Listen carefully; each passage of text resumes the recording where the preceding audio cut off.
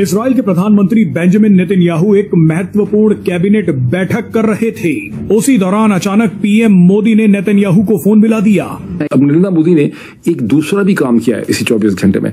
उन्होंने prime minister Netanyahu जो Israel के हैं उनको मुबारकबाद पेश की है पीस के ऊपर, जो एक पीस अकॉर्ड हुआ है हमास के साथ शर्म एल शेख इजिप्ट में। पीएम मोदी का फोन रिसीव करने के लिए नेतन्याहू ने अपनी कैबिनेट की मीटिंग को कुछ देर के लिए रोक दिया। 93rd जो इंडियन एयरफोर्स का दिन था, इस मौके पर जो वहां पर जियाफत का इंतजाम किया गया था उसके अंदर मेन्यू ये था, आप इससे अंदाजा लगा सकते हैं। सूरत हाल बिल्कुल मुख्तलिफ हो गई है। आज जो इंडिया हम देख रहे हैं वो मोदी का इंडिया है, वो इंडिया जो इजराइल की कुर्बत में फख्र महसूस करता है। इजरायली अखबार टाइम्स ऑफ इजराइल ने दावा किया है, मुझे तो शर्म आ रही है, 2 अरब हम मुसलमान हैं, हम क्या मुंह दिखाएंगे अल्लाह को, क्या और हम कुछ नहीं कर सकते। जो है ना पूरे तरीके से वो नेतन्याहू की प्लेबुक पे अमल करता है।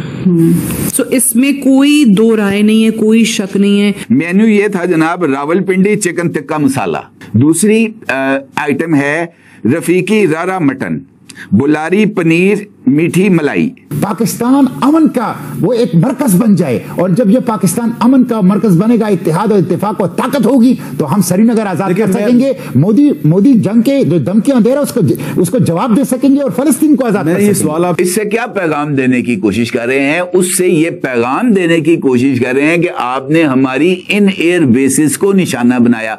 कौन कह रहा है कि आपने इन एयर बेसिस को निशाना नहीं बनाया? मुझे इसको देख के ऐसा लगता है कि महात्मा गांधी जहां कहीं भी होंगे जन्नत में, दाढ़े मार मार के बेचारे रोते होंगे, दाढ़े मार मार के रोते होंगे, जो हिंदुस्तान की इस वक्त वैल्यू सिस्टम के हालात हो चुके हैं।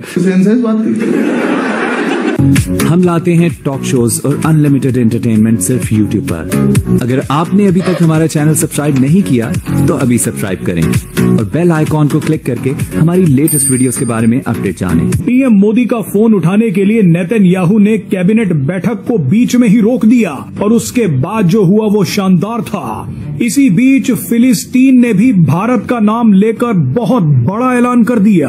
भारत, इजराइल और फिलिस्तीन के बीच क्या हुआ है वो आपको इस वीडियो में बताएंगे। दरअसल गाजा में युद्ध विराम समझौता लागू हो गया है। समझौते के मुताबिक 13 या 14 अक्टूबर को हमास सभी इजरायली और विदेशी बंधकों को रिहा करेगा, जिन्हें हमास ने पिछले 2 सालों से कैद कर रखा है।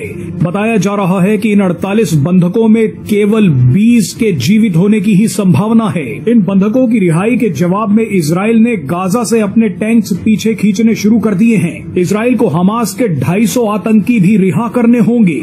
आसान भाषा में कहें तो अपने बचे हुए लोगों को रिहा कराने और जो मर चुके हैं उनके शवों को वापस लेने के बदले में इजराइल को 250 हाफिज सईद जैसे आतंकियों को रिहा करना होगा। लेकिन चलिए, देर सवेर इजराइल इन 250 के 250 आतंकियों को कहीं न कहीं ढूंढ कर दबोच लेगा। चाहता हूं कि मैं ये मुतालबा करूं कि इमरान खान की फ्री ट्रायल की जाए, इंडिपेंडेंट, और उनके साथ एक बामानी मुज़ाकरात किए जाएं। देखिए, पाकिस्तान से मैं 44 प्लस कंट्रीज थी, यकीन करें पाकिस्तान से बड़ी उम्मीदें। अब भी पाकिस्तान कुव्वत है, पाकिस्तान ताकत है, पाकिस्तान इफ्तिखार है। उसका रास्ता है एक मिनट मेरे साहब, उसका रास्ता है कि पाकिस्तान में रूल ऑफ लॉ होगा तो पाकिस्तान ताकतवर होगा। जब सब इदारे अपने अपने दायरे कार में होंगे और सावरन पार्लियामेंट और ट्रू डेमोक्रेसी होगी तो पाकिस्तान अच्छा नहीं, यहाँ पे अब एक सवाल पैदा होगा ना, जो आपके क्रिटिक्स हैं वो कहेंगे कि ये मारंग बलोच का और अली वजीर का फलस्तीन से क्या ताल्लुक है? फलस्तीन से इसलिए ताल्लुक है कि पाकिस्तान का फलस्तीन से ताल्लुक है। जब ये नाराज राजी होंगे, ये कितनी दुख की बात है। आपको पता है, मैं मीर साहब में अल्लाह को गवाह करके कहता हूँ, लेफ्टिनेंट कर्नल 12-13 फौजियों के साथ, ये मेरे दिल के टुकड़े हैं। मेरा लेफ्टिनेंट कर्नल, उसे मस्जिद अक्सा की आजादी के लिए मैंने कश्मीर की आजादी, श्रीनगर की आजादी के लिए मेरा दिल खून के आंसू रोता है जब मैं उसे अपने पाकिस्तान में, ये मेरे दिल के टुकड़े हैं, मैं इस पे सोग में हूं। मैं चाहता हूं कि ये आग बुझे, ये आग बुझे, पाकिस्तान अमन का वो एक मरकज बन जाए, और जब ये पाकिस्तान अमन का मरकज बनेगा, इत्तेहाद और इत्तेफाक और ताकत होगी, तो हम श्रीनगर आजाद कर सकेंगे। मोदी जंग के जो धमकियां दे रहा है उसको जवाब दे सकेंगे और फलस्तीन को आजाद कर सकेंगे। अलबत्ता लाइन ऑफ कंट्रोल के इर्द गिर्द जो इस वक्त डिप्लॉयमेंट्स हैं वो काफी हद तक नुमायां हैं, बल्कि बहुत सारे जो मीडिया आउटलेट्स हैं वो भी इस बात की निशानदेही कर रहे हैं कि line of control, working boundary, Sialkot boundary और सरक्रीक के इलाके में पाकिस्तान की तरफ से जो ताकत है उसमें इजाफा किया गया है, और भारतीय सरहद के साथ टैंकों की एक बड़ी तादाद को भिजवाया गया है, खासतौर पर सियालकोट सेक्टर में। जो काफिला अभी रिसेंटली वहां पर रिपोर्ट हुआ है उसमें बख्तरबंद गाड़ियां। नरेंद्र मोदी ने तो ये बताया और फिर ट्रेड की बात हुई। अब नरेंद्र मोदी ने एक दूसरा भी काम किया है इसी 24 घंटे में। उन्होंने प्राइम मिनिस्टर नेतन्याहू जो इसराइल के हैं उनको मुबारकबाद पेश की है पीस के ऊपर, जो एक पीस अकॉर्ड हुआ है हमास के साथ शर्म अल शेख इजिप्ट में। उन्होंने कहा कि मैं आपको बहुत मुबारकबाद पेश करता हूं, और ह्यूमैनिटेरियन एड के ऊपर जो गाजा में जाएगी, दोनों चीजों में आपको बहुत मुबारकबाद हो। यहीं तक अगर नरेंद्र मोदी बात खत्म कर देते तो बड़ा ही अच्छा होता, लेकिन उसके आगे उन्होंने 2 जुमले ऐसे लिखे कि अगर वो ना लिखते तो हिंदुस्तान का ज्यादा बोलबाला होता। उसमें उन्होंने लिखा कि दहशत गर्दी जो है उसमें हिंदुस्तान आपके साथ है उसका मुकाबला करने में, and terrorism in all forms and manifestations जहां कहीं भी हो वो अनएक्सेप्टेबल है।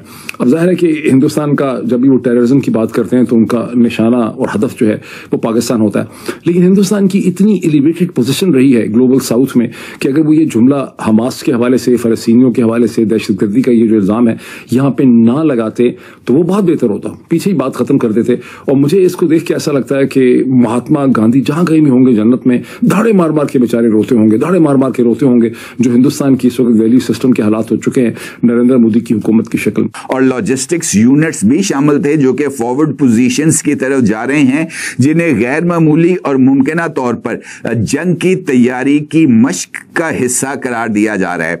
इसी तरीके से सरक्रीक के इलाके में भी पाकिस्तान की तरफ से मिलिट्री बिल्डअप्स की रिपोर्ट्स भी हैं, और राजनाथ सिंह ने इसका जिक्र भी किया है। कल मैंने आपको ड्रोन अटैक्स के हवाले से भी बताया था जिसमें बीएसएफ की एक पेट्रोलिंग बोट जो थी उसको तबाह हुआ है। तो कहने का मतलब ये है कि ये चीजें आगे बढ़ रही हैं, आर्टिलरी रेजिमेंट्स भी आगे बढ़ रही हैं, उसके साथ साथ ये जो नई पाकिस्तान की रॉकेट फोर्स है, रॉकेट कमांड फोर्स, ये भी एक्टिवेट हो चुकी है। तो कहने का मतलब ये है कि जिस तरह की सूरत हाल का सामना है, पाकिस्तान इस सारी सूरत हाल में अपने दिफा से गाफिल नहीं हो सकता। कोर कमांडर्स ने भी वाज़े तौर पर इसी बात का इजहार किया है कि अगर इंडिया ने एक न्यू नॉर्मल बनाया है तो हमारा भी अब एक न्यू नॉर्मल है, और वो न्यू नॉर्मल है नया, तेज और मौसर जवाबी अमल। नेतन्याहू चाहते हैं कि भारत आने वाले समय में इजराइल का पूरा साथ दे। इजराइल बयान दे चुका है कि गाजा के पुनर्निर्माण में भारत एक अहम भूमिका निभाने वाला है। अमेरिका के अलावा भारत ही वो इकलौती महाशक्ति है जिसका इजराइल के साथ मजबूत रिश्ता है।